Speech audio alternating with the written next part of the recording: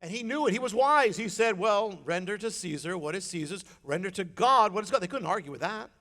Paul is on Mars Hill. He's speaking to pagans. And he quotes from a pagan hymn to Zeus.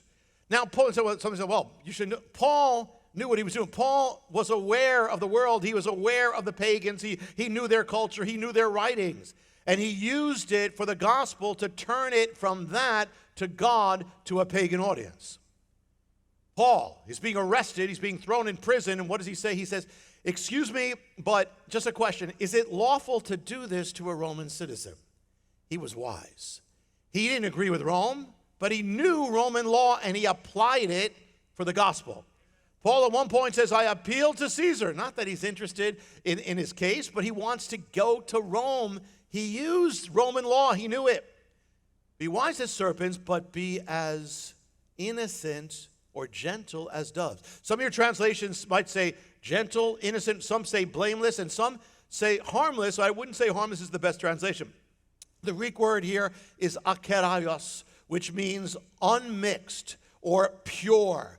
And you can apply it to uncompromised, untainted, unpolluted, undefiled.